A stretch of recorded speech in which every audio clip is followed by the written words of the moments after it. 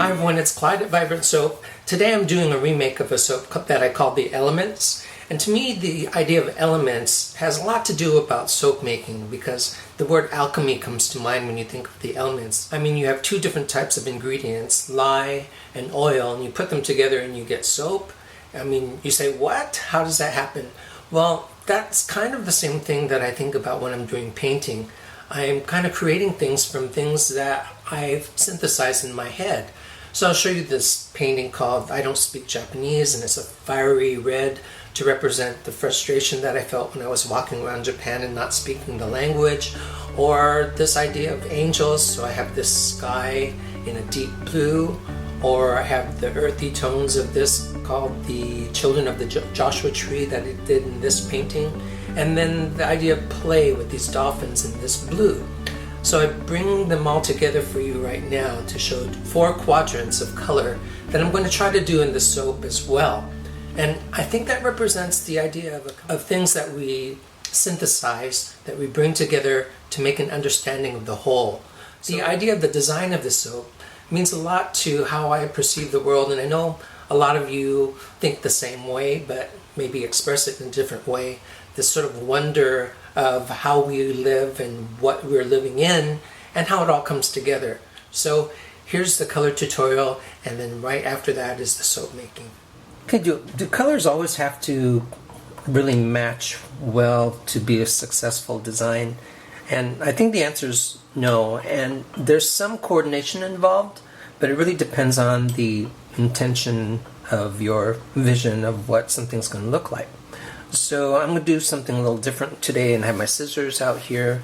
I'm going to spend a little more time on my color tutorial, but I'll edit it so that it is not going to take forever. So the first thing I'm going to work on is a warm color scheme with some red and some orange. Kind of still working more quickly than I normally would, so that I can get this done and people can look at the soap making as well. I'm going to put some red streaks in this also. The nice thing about working wet on wet with watercolors is it kind of bleeds into the paper. So the other thing that I'm going to do is work some white. You can do that first. Can't even see it, but it's there. There's a reason for that. I want the blue to kind of bleed into that existing white instead of the other way around.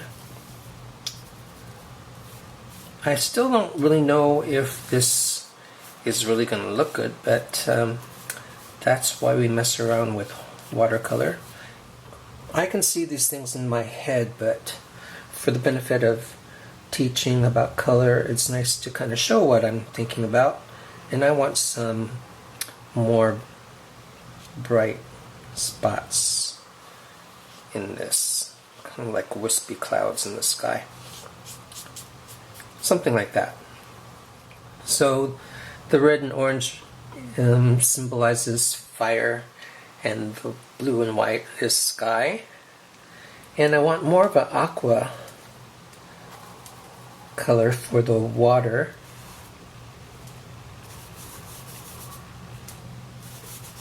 So that's just a combination of blue and green.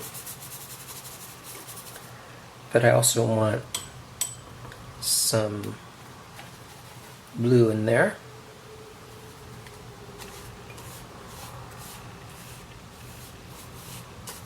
So I want the aqua to show a little bit, and a little bit of green. Notice it's not going to blend automatically with this wet on wet method. If you look at it, you'll see it slowly start to bleed into the other areas. If you want it to bleed a little bit more, you just add a little more water to it, and it will bleed into each other. The next color, something I don't use a lot of, is brown. I want a very special kind of brown and chocolate brown. It's going to represent earth or soil. So you'll see that I like to sometimes add a little red to it to make it a little more of a rich, warm brown. But I'm also going to have some black streak through it, just because all my color areas have two colors in them at least that are showing. And I'm doing that because it adds some dimension to the soap if it's not just flat. And I'll bring you back as soon as this is dry to show you what I'm doing. So here are my elements all scattered on the page, and I decided when I was picturing this in my mind that the two lightest things would float up to the top. And so fire is very airy, it rises, so I'm going to put that on the top of the soap as well as the air.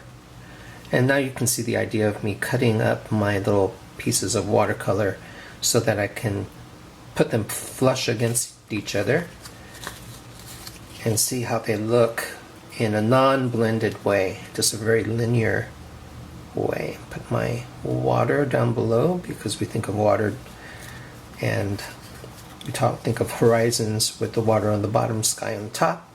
And here is my earth, also very grounding, so that's going to be down below also. I think that looks really good together, although in past color theory talks that we've had, we talked about blending and harmony. In this case, there's a difference in the four areas that contribute to the contrast that we really want. It's more like a quilt idea. So placement is the most important thing, and that's kind of why I wanted a warm brown, because that's going to be diagonal from the red, and the two blues are diagonal from each other also. You don't want two colors in this particular one when you're relying on the design element of contrast to do it this way. Although I think you could if you really wanted to. These blues blend too much and the two warm colors blend too much too. I like the contrast, the added contrast of not having the light colors adjacent to each other. So let's see how that looks in the soap.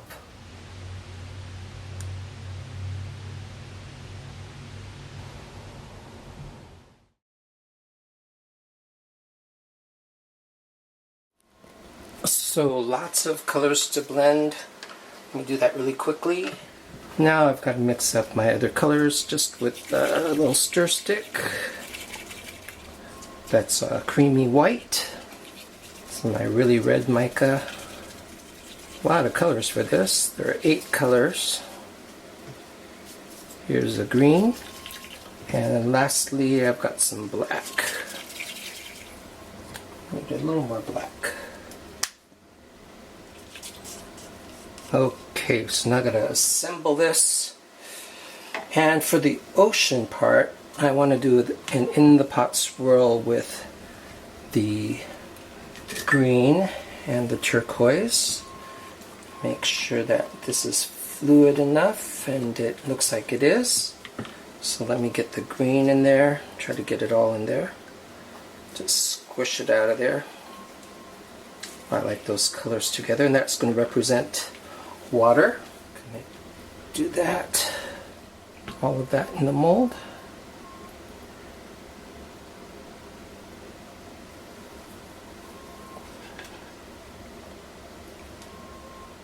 Okay, so there's that, and then the next part is going to be my brown and black. And again, I'm going to make sure that that brown is not kind of firm. I just want to liquefy that a little bit by stirring that up. I'm going to add my black and do an in the pot swirl with that also.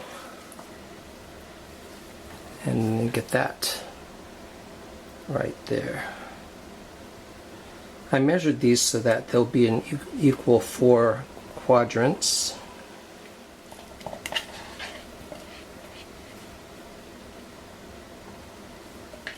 And then I'm going to put the red.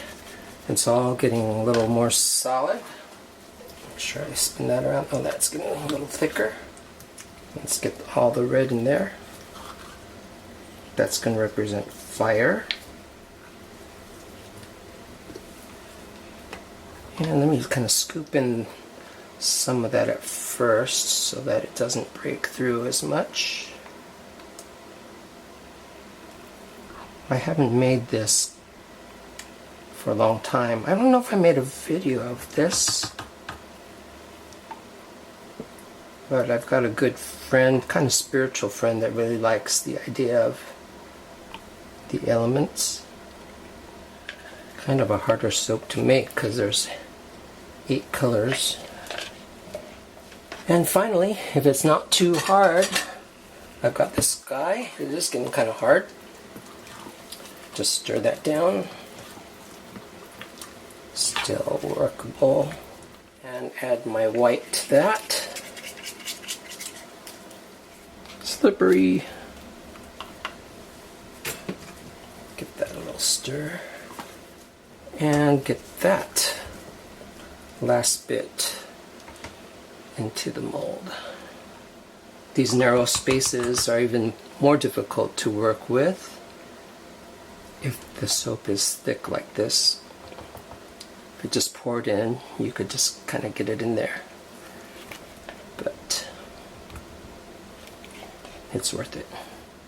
I'm actually not going to put any of the leftover colors in the soap because it will kind of ruin the effect that I'm trying to get.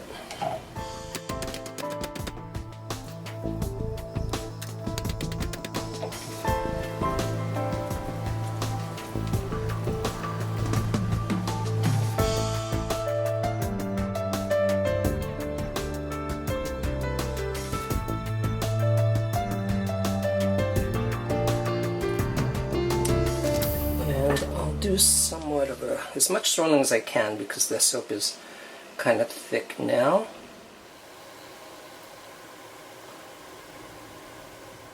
Kind of a textured top because it's a little more solid. And I think I'm going to leave it like that. So this is a more difficult soap. That's why I was kind of putting it off. But a friend really wants it. So I'm going to make it, and I think it'll turn out just fine. So let's see what it looks like all cut up. So as I said, I haven't made this one in a while. It's a fun one to make. And I've got a friend that really likes it, so it's a good reason for making it again.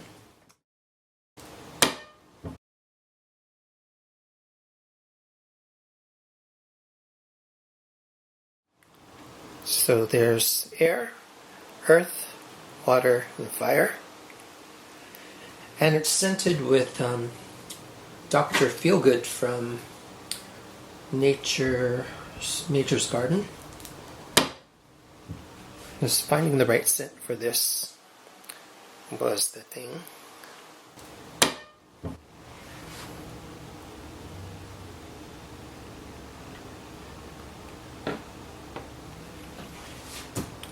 Sort of a spiritual soap if you think about the elements all represented. And this one sat actually for not quite a week, but for more days than I usually let it set, so it's real firm. Cuts very nicely. I was up in near Los Angeles with my family for the holidays. Did a lot of baking. I videotaped some of my making of lemon meringue pie. So I was wondering if I should use my time to edit that together and show that on my soap channel too. I don't know yet, but let me know what you think. Do you want to see me make a pie? So you have the option of not watching it.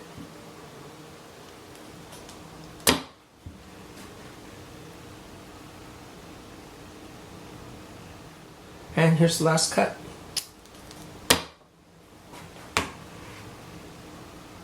Hope you like that. I had fun making it for you. And I've got another soap in the works right now too. Hope you had a good holiday. And this is Clyde at Vibrant Soap. Thanks for subscribing and commenting, visiting my Instagram account at vibrant_soap. And we'll see you again real soon, okay? Bye.